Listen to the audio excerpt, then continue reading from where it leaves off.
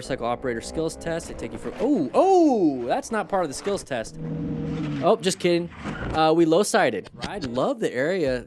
It feels like Mount Lemon where I live. All right, so we made it through the first turn. We're gonna try to make it to this last one, and we are not going to, and hit the barbed wire fence up and over and scratched our scrotum.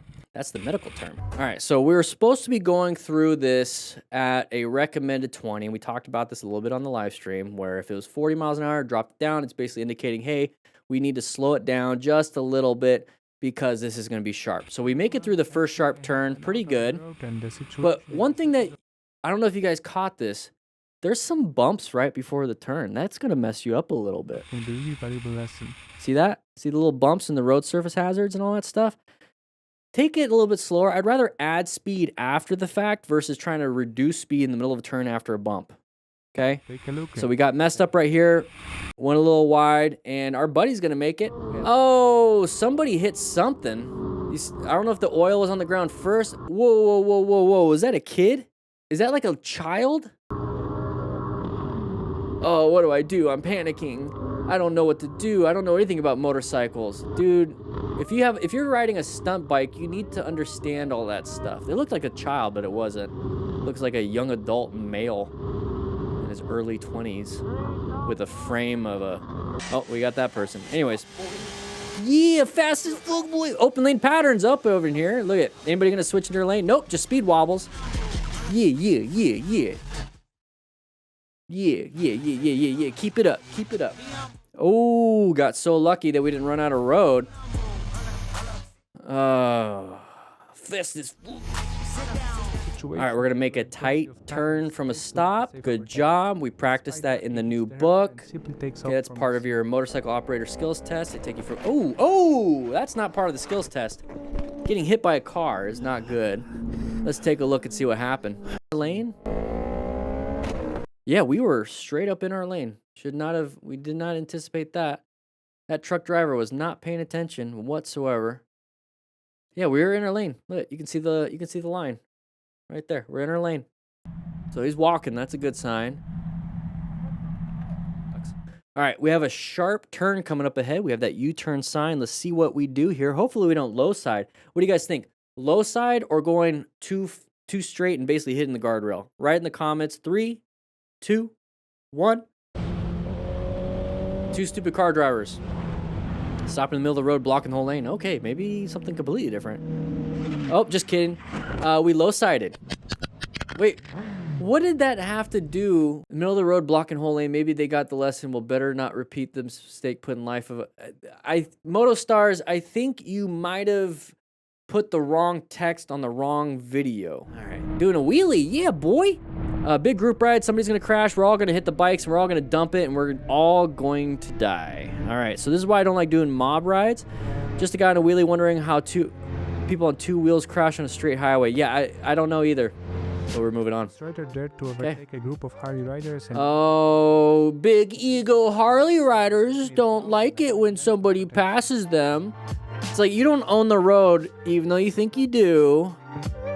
So just be aware that there's gonna be idiots like this out there, and it's typically on these bigger bagger bikes, and you don't need to be antagonizing the whole thing. Just be like, oh, it's one of those.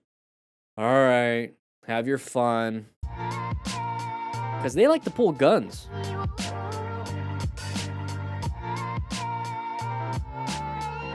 It's up to you if you want to pull yours.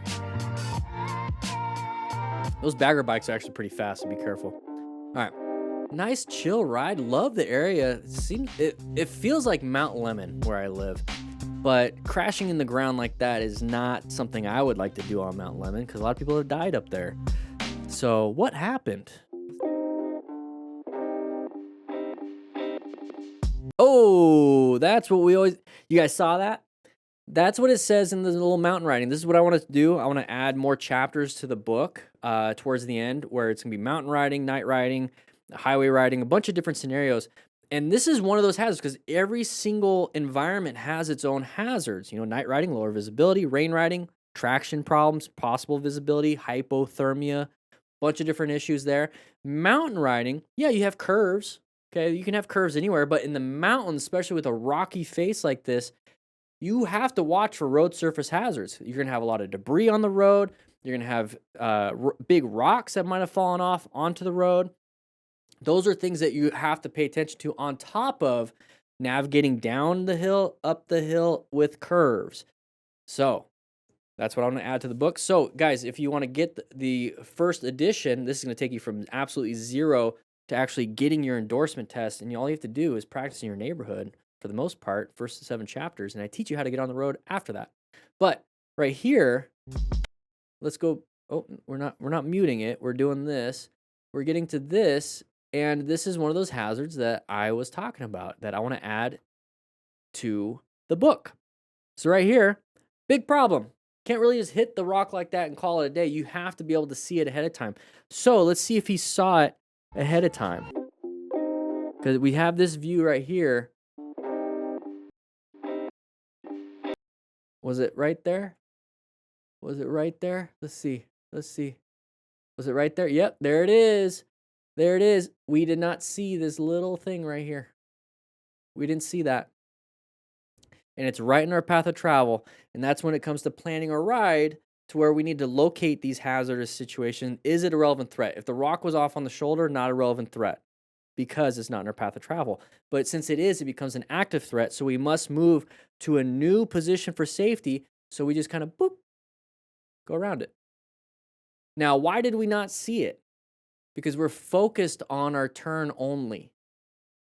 So this is one of those things when it comes to riding a motorcycle, it's not like driving a car, even though you shouldn't be doing this driving a car, but there's more things than just be like, I got to make the turn, I got to apply the brakes, I got to apply the accelerator.